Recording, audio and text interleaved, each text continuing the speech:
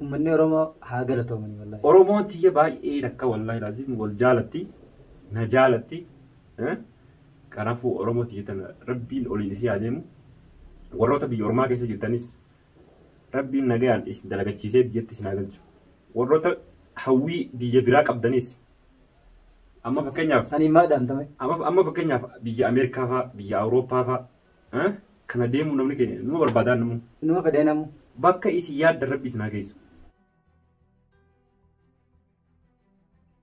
Assalamu alaikum warahmatullahi wabarakatuh. Hordoftoota fi daawwattoota keenya jirra jirtu isin jecha asumaan gaarraan tana bakki itti argamu yaaddoo sabaa biraan dhufe mana yaaddoo sabaatiin jira.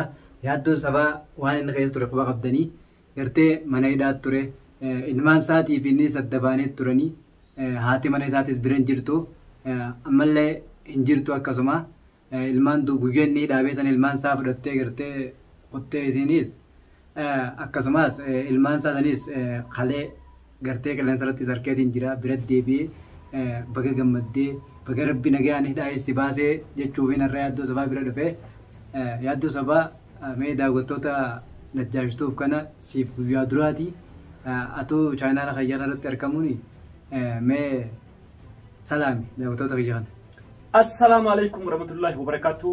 Ashama harka funee daawwattoota hordoftoota maatii chaayinaala najjaash توب نجاش توبي كسمة نجاش توب جرا جرتو نجني كيسن بدالا نجاش توب نبيرا دفيتي كا بقى نجام باته يجورا دفي غلطومي جناني سينس داوتو تردو تدغنيا هدو تك غلطوم مادا سين غلطوم فرنا با يتكان سين غلطوم فردا akkasumatti ka as jiru illee namoonni keenya warroonni YouTube hin fayyadamne illee dhufaniiti baga nagaan si baasee jechaa jiru. Namootaatu baay'ate dhugaa dubbachuudhaaf daawwattoota hordoftoota keenya silaa viidiyoo sa'aan maree isiniif hin gadhiisa. Kanaafuu namoota baay'ee takka namoonni baay'atanii amma inni akka carraa ta'eeti har'a namaan jira dhufe akkasitti viidiyoo tokko xiqqoo tokkonis sirraa maradhaa maal naan jee kanaafuu waan inni haasa'uuf deemus hin beekne walumaan kataawwan ta'a. Egaa daawwattootaa fi hordoftoota keenya akkasumas gaafa inni hidhame saniis ani akka nama tokkotti qilleensa irratti du'aayiif godhaatiif hin ture deebii yeroo sanitti hin harkanne bakka inni jiru saniis haala inni keessa ture san dhaga'uu malee deemeetillee hin barbaanne barbaadus waan hin agarreef bakka isa geessan waan hin agarreef achumaan itti dhiiseetiin amma gaafumanni mana galeen mana isaanii beeka mana isaatti salaalaa ji'eetiin bira dhufe garuu balaan ammaan dhufe hin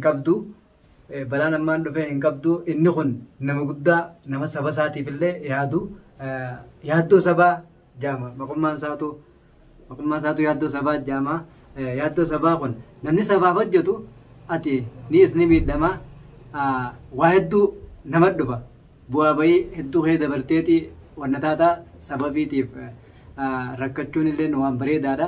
Akkasumas rakkoon isarra geesse kun boru nurraas nu geessii jeetiin yaada gartee namaaf barnoota qabu.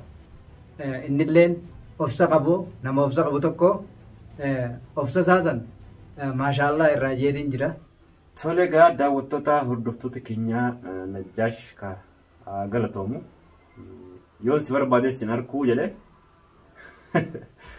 akkanallee hin jedhamu nama tokko nama wal beeku tokko yoo rakkoon tokko irra ga'e cinaa dhaabbachuu qabda yoo inni badees barbaadu qabda malee yoo si barbaade sin arkuu jechuun hin jedhamu. Maali wanni hin jeefni maaliif namni addunyaa gubbaa jiru tokko nu argama.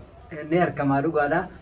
Baarii fi raajuu fi nabiil akkamitti arkanii wanni hin si yoo san qabanii na baasuu dandarre rabbi waliin yeroo san keessatti wanni maqaa daawwattootaati waliin wanni joo an yeroo san keessatti mootummaan si fuudhee mootummaan tun mana keessaa biyya namaa jira. Mootummaa miti moo hattuudha. Hattoota.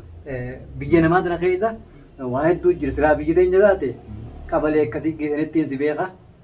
Qabalee jirtu biyya kana. Biyya kana qabalee jirtu mana hidhaa mata qaban namni hattuun asitti mata qaban mana hidhaati.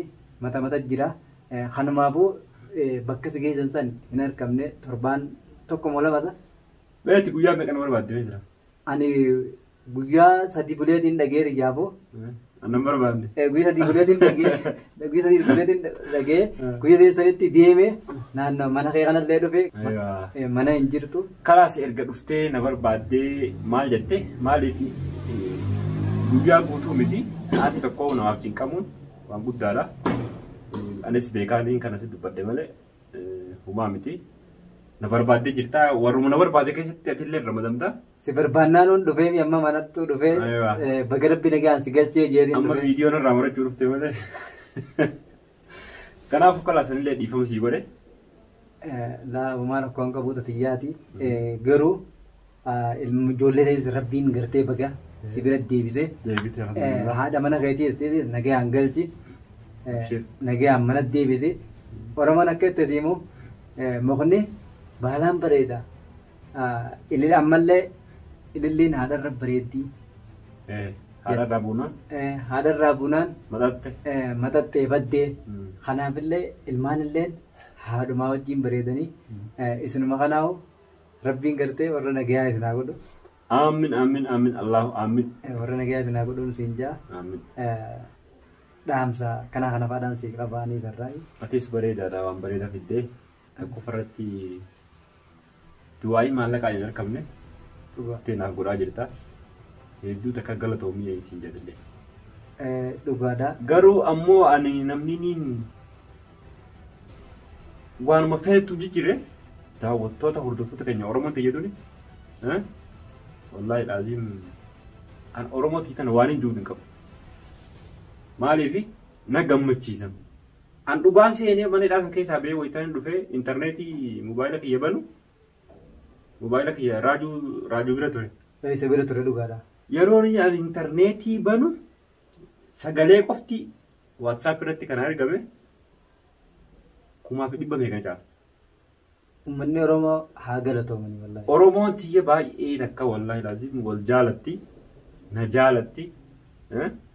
Kanaafuu Oromoo tiyya tana rabbiin oliin isii adeemu warroota biyya Oromaa keessa jirtanis rabbiin nagayaan isin dalagachiisee biyyatti isin galchu.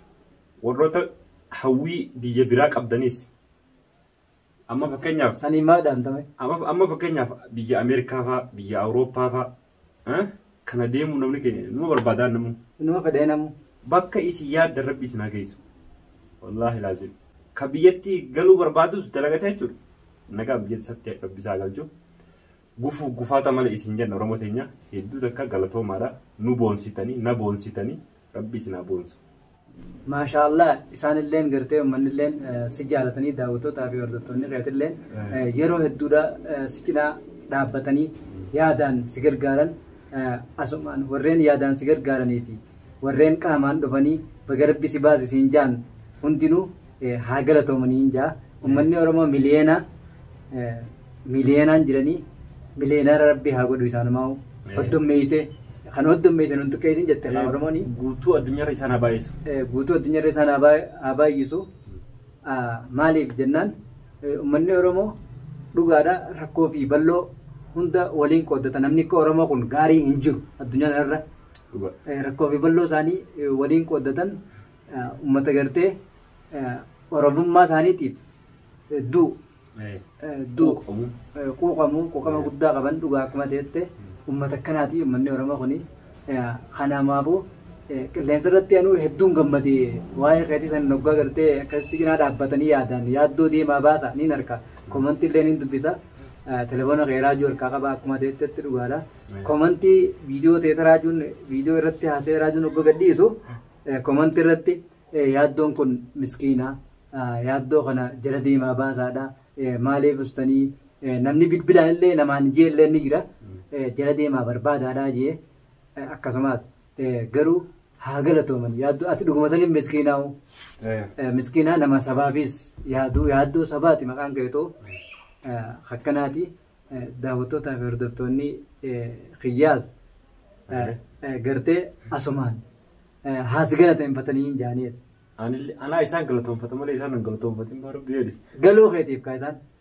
Anaatu isaan galatoonfata du'aa'ii isaaniitti hin gale daawwattoota atis kan biraan qabdu tokkuma walii qabna daawwattoota keenya kun hundinuu tokkuma. Oromoon keenya tokkuma nu daawwata. Oromoodha. Kanaafuu isaan haa galatoomanii. Haa galatoomanii daawwattootaa fi hordoftoota keenya walumaan tokko dhugumanti nuti walumaan tokko nuti Oromoon tokko jidduu moggaan qabnu galatoomaadha. Yaaddoo sabaa hunoo gaarraan tana akkasittiin mana isaa isa bira dhufe kunoo baga rabbi nagayaan si galche jeeni akkasumas haati mana isaatiis rabbiin gartee nagayaan manatti haa deebisuu fi haasidaa fi waan isin jittu deddeema kana hunda rabbi isin irraa qabee ilmaan keessan keessa gartee isin warra nagayaan gartee wajji horee deebi'ee riskillee wajji horuu isin haa godhu. Isin haa godhuun siin jaa garuu takutte Oromoon akkatte takutte taafte adaba jette Oromoo.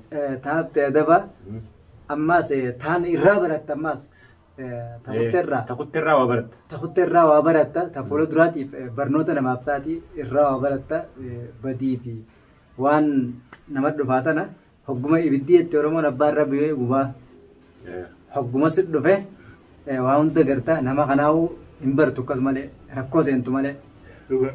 Gaafa rakkoo seentee nama si hojii rakkatuu fi si hojii rakkannees gaafa sadda baafatta. Rakkoon dhuftu malee nama keetu addaan hin baafattu. Daawwattootaa fi hordoftoota keenya har'a baga rabbi si galchee yaaddoo sabaa dhufee kunoo isa biraan jira. Kanumaafuu daawwattootaa fi hordoftoota waan nu daawwattaniif waan nu dhaggeeffattaniif galatoomaadha.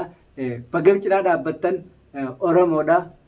Oromoon waluma cina dhaabbatti wal gargaarti quncee wal gargaarteeti arbayiiti jettee Oromoon kanumaafuu galatoomaan isiniin jaa. Daawwattoota hordoftoota keenyaa waan nu dhaggeeffattaniif waan nu hordoftaniif waan nu faana turtaniif hedduu takka galatoomaa isiniin jenna. Assalaamu alaikum warahmatullaahi wabarakaatuh.